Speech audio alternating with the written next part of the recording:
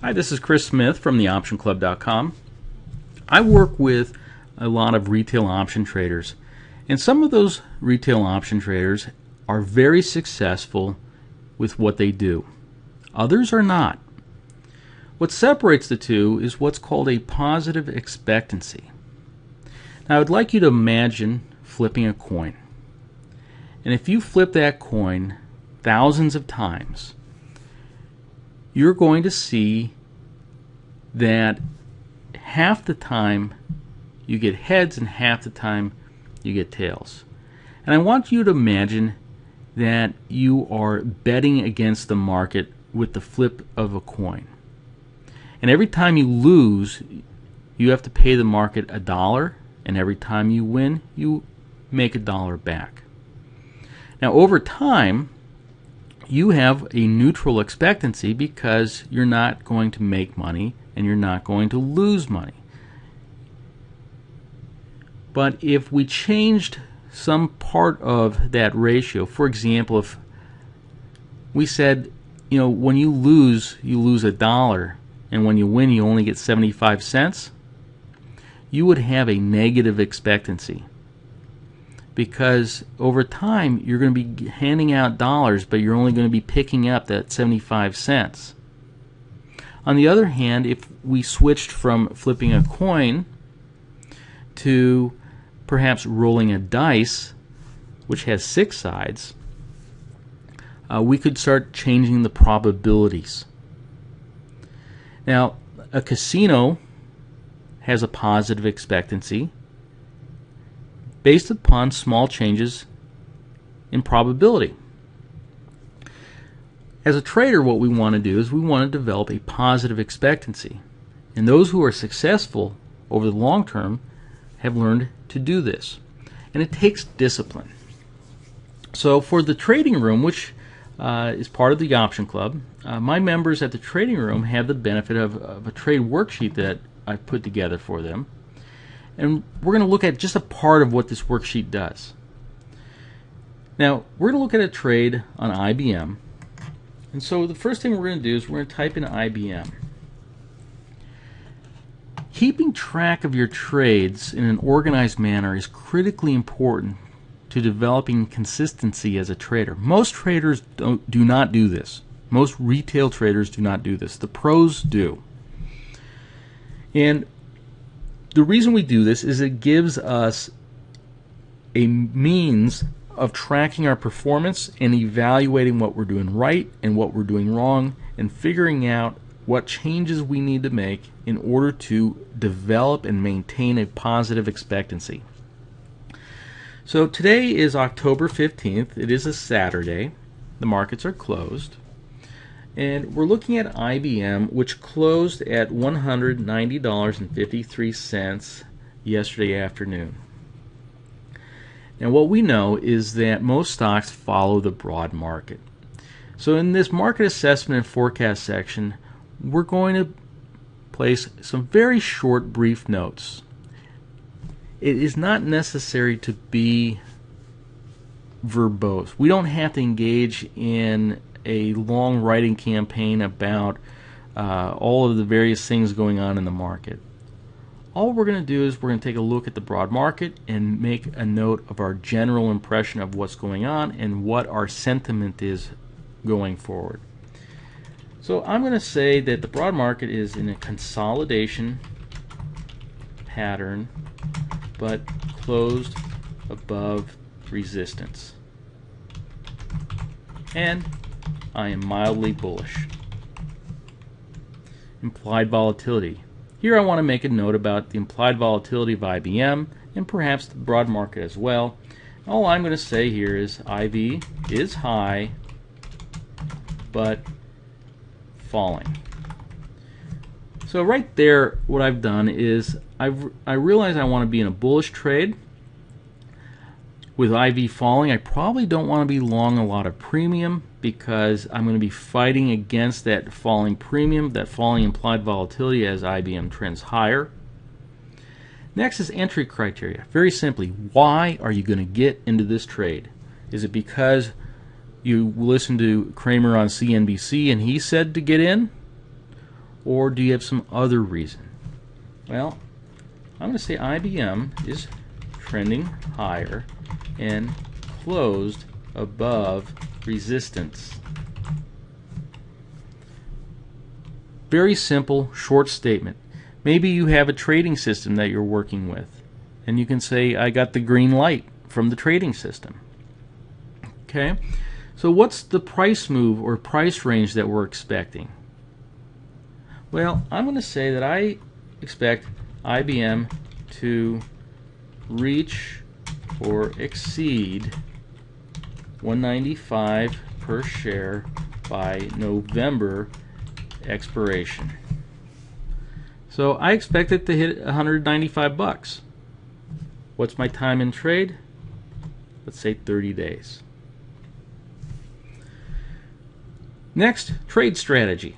What strategy are we going to use? Well, we can use numerous different strategies. We could buy calls, we could do a covered call, we could do a lot of different things, but we're going to do a bull call spread on IBM.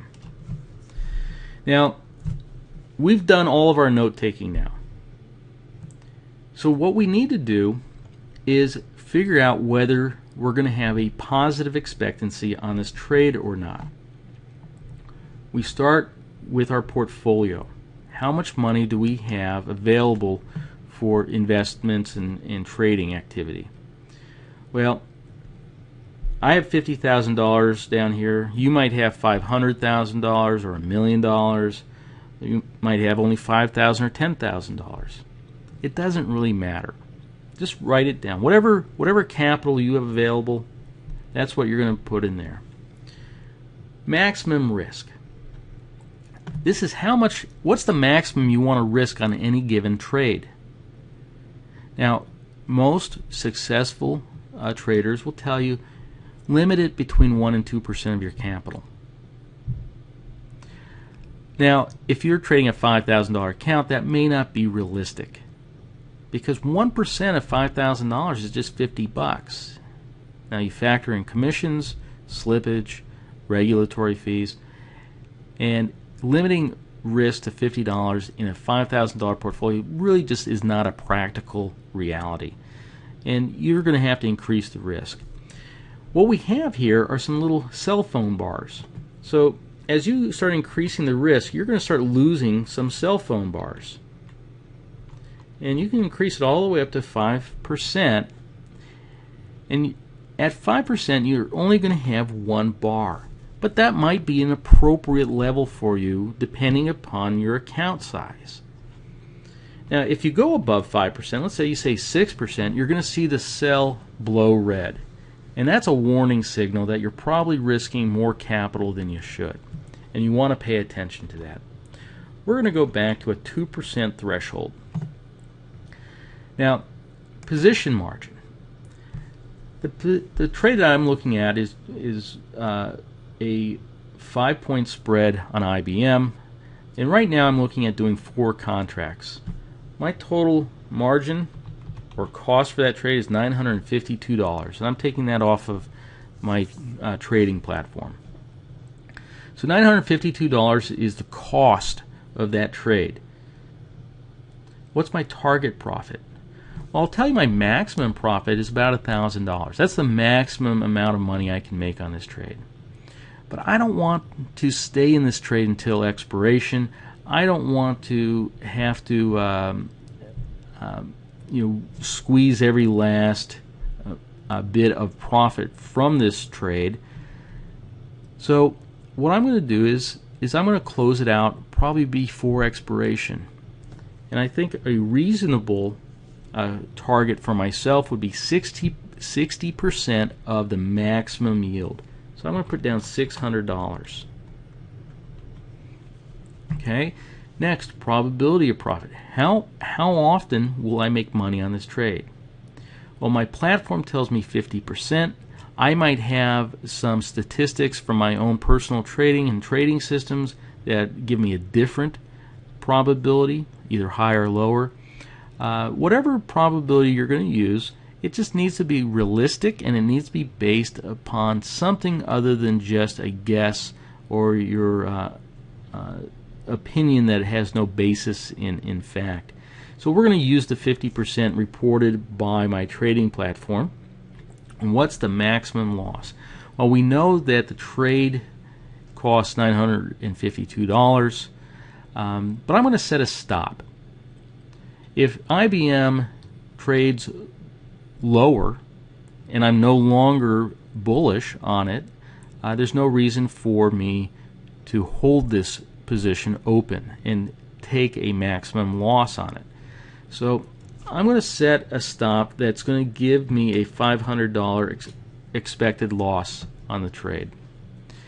Now what this does is, once I've got all this information in, I now have my portfolio metrics, which I can check. My maximum amount at risk is $1,000. That's the most that's the maximum amount of risk that I can take on. And that's based on 2% of $50,000. Okay? Now, my portfolio risk, I have a green light because I'm only risking 1%. Now, the portfolio margin is nearly 2% of, or the position margin is nearly 2% of my overall portfolio, but because I set a stop, I'm only risking the 500. I've got a 1% portfolio risk. So I've got the green light, right? I would still have the green light if I risked $1,000 because that's still within my threshold. So once I have the green light in portfolio metrics, that tells me that my position is properly sized. I can then move to the trade metrics, and I have a positive expected return. What's the expected return? Well, this trade worksheet is using the target profit, probability of profit, the max loss, and it's calculating expected return over time. In other words, if I put this trade on 1,000 times, what is my average return going to be? Well, it's positive, and it's positive by enough of a margin that I'm able to cover my trade overhead, so I have a green light. Now I have yellow lights for the return on risk and return on investment. They're positive, so they're not red, but they're not green because they haven't satisfied my desired thresholds. So I've got the yellow lights. I can still take these trades because it is a profitable, I do have a positive expectancy, but I might want to stop and evaluate things a little bit closer. Maybe what I want to do is tighten my stop up a little bit, so I'm only losing $475. Maybe I want to stay in the trade a little bit longer and make $625. Maybe what I want to do is massage this a little bit, and let's say trade worksheet move a little bit. Let's say I tighten the stop up to $400, and then it would blow green. Now, is that a realistic price level for me? Maybe not.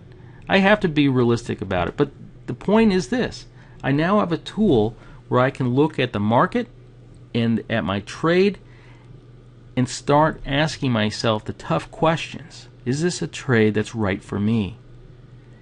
And if it's not, maybe what I need to do is look for a different trade to put on instead of the one that was recommended by Kramer on CNBC or by the guys at the water cooler at work. In this way, I can become more disciplined, more consistent, and hopefully profitable over time. Thanks for listening to the video. I hope it is of help, and you're more than welcome to join us in the trading room.